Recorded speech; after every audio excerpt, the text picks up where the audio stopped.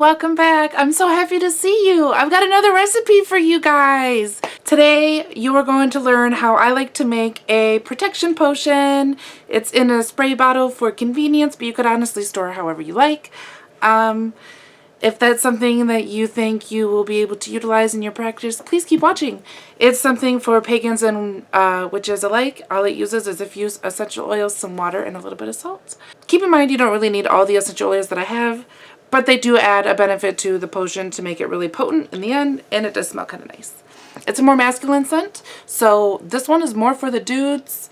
If this is something to be worn on your person, but honestly, I just use it when I cleanse my hands, and it doesn't bother me. I like the smell of cedar. I think cedar is unisex. And honestly, who fucking cares about gender stipulations anyways? Like, fuck. Guys probably like to smell like oranges too. Guys could wear the Freya oil. It's not that important who wears it. What matters is what you do with it, right? Right. So, I'm glad you're here. If you try this out, please let me know and tell me how it works for you. Let's get into the video. Don't freak out. I've been filming this like throughout the week, so my clothes are going to change through some stuff. I'm not like that extra. I'm just a busy mom. I'm not like having wardrobe changes and all of that stuff. I'm just multitasking a lot. Okay, bye. As always, one of the first steps to take is to cleanse with incense. One of my go-to is dragon's blood, especially for any kind of protection, cleansing, warding work. Dragon's blood is really good for that. You could also use lavender or sage if you wish. Essentially, we are just going to be cleansing this and any other items that haven't been cleansed yet from our shelves.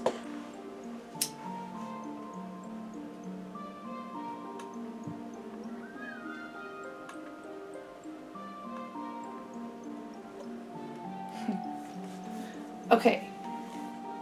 Now first I'm going to take the exterior through the smoke, and we are just removing any from this bottle.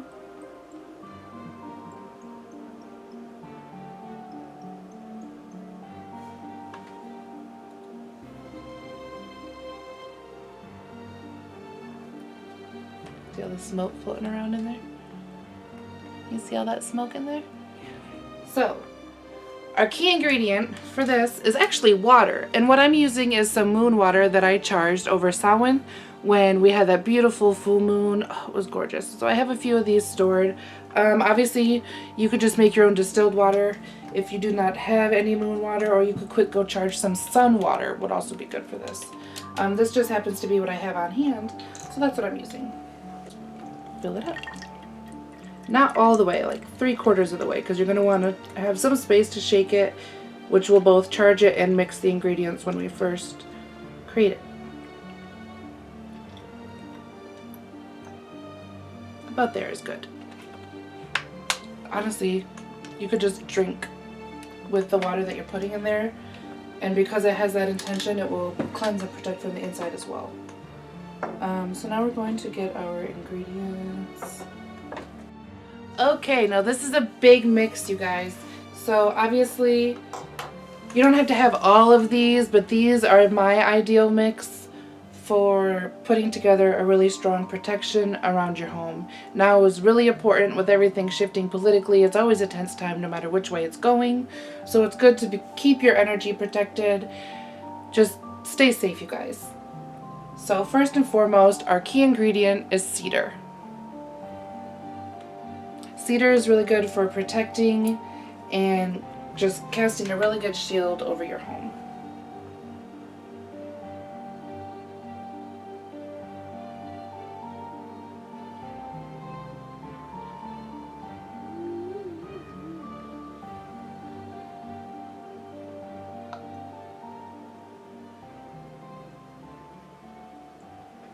"14 drops of cedar in the top." I just love how cedar smells. Eucalyptus. Eucalyptus is really good for repelling just about anything from pesky little bugs that might get in your house to energy vampires, which we all know my favorite thing to do with energy vampires is shove garlic down their throat and kick them the fuck out. So here's to energy vampires. 5, 6, 7, That comes out so much faster than the cedar did. But 10 drops. Okay, this lavender pretty much doesn't exist. So we're actually gonna pull from this one. And this will bring peace to those within your shield and to keep them calm and comforted in times of worry and stress and any strife that might come your way. This will help aid in that. So we're going to put quite a bit in there. 20 drops of lavender. Boom shakalaka. This is starting to feel so good already. Okay, now my fave. Y'all know I'm a hoe for rosemary. Well, maybe you don't know that already, but you will. You'll learn it. I use rosemary all the time. So we're going to put quite a bit of this in there as well. And this will just have an all-around cleansing, protecting, home blessing effect. It will make you feel happy to be home instead of like any kind of, oh, I don't want to be here feeling when you walk in the door. This will try to help erase that.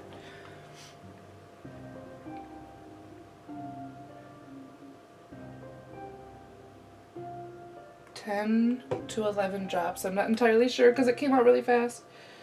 Some of these are new, so they're coming out like crazy, and then the older ones are like taking forever. And then a little bit of tea tree. I love tea tree. It's a good replacement for mint, for these more woody scents that we're doing.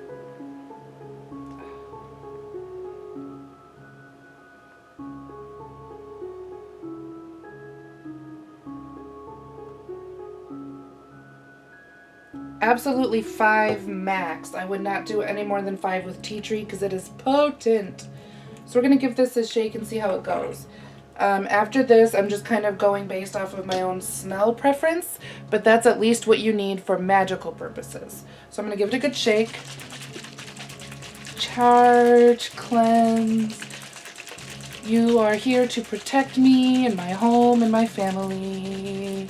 You are designed to keep us safe. See how that goes. Oh my gosh, that smells so good. This smells really fucking good. So another little bonus. This is just a bonus ingredient. You don't have to do this, but I'm going to add trusty old sea salts because how I am with rosemary is how I am with sea salt. I don't know what to tell you. I fucking love these ingredients. Okay, so I'm just got like a handful here and I'm just going to dump that all right in there. It'll just make it more like salt water. So if you happen to live by the ocean, which I do not, you could totally take ocean water and put this in your spell, and that would really help as well. One moment, I gotta get my cat out. Just gonna put this on just to make sure we don't have any accidents.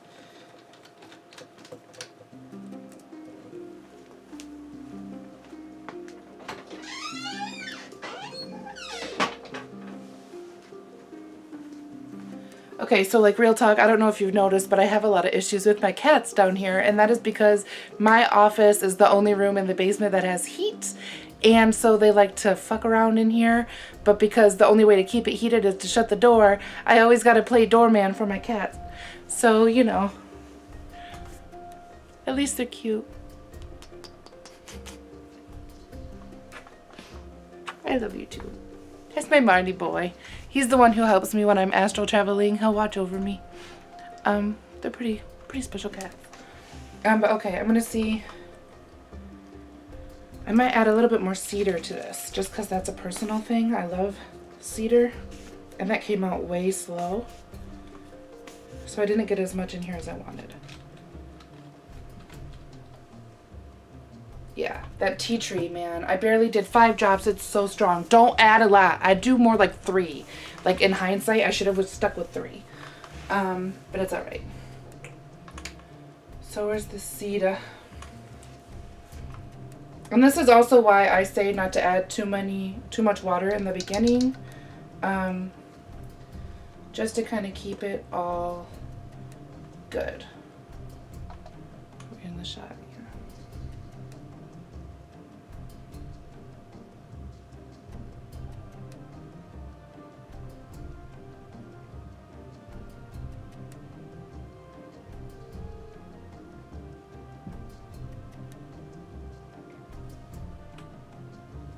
Okay, that's better.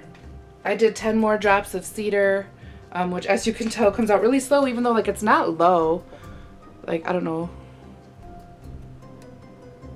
if you can see on camera the glare from the lights, but it's not very low. It's just struggling to come out for some reason. Let's give that a stir, a little shake here, because whenever you add new oil, it's going to set on top, and if you don't use it for a while, it will separate. So that's why shaking, because it is a water-based oil mixture, shaking is better. You could do this with an oil base, but it would not be safe for like linens if you wanted to spray it on your bed or over like clothing, putting it in the wash to charge your clothes, all of that kind of stuff. If you were to do that with this, with an oil base, it would leave a stain. Don't do that. Don't do that. Don't use an olive oil base for this kind of stuff unless it's like, you could take all the same essential oils and put in olive oil, and that could strictly be for like wiping it on a wall or window or mirror or something like that. But for this, I made a water base so that you can use it wherever the fuck you want. Now that there's salt in it, you wouldn't want to use it like out in your yard unless it isn't where you're planning on growing something. But if you work with any fairies or Vanir, they'll probably kick your ass. Don't put salt outside unless it's somewhere that you know. Like for me, whenever I dump my salt mixtures outside, it's always like under where my deck is, like it goes under my steps. Nothing's gonna grow there anyways, you know what I mean? So when I'm dumping my mixture with like salt in my mop water, that just goes there and it's not gonna hurt anything. But when it comes to this stuff protecting, you're gonna want to like do it over. I'll show you all the ways you can do this.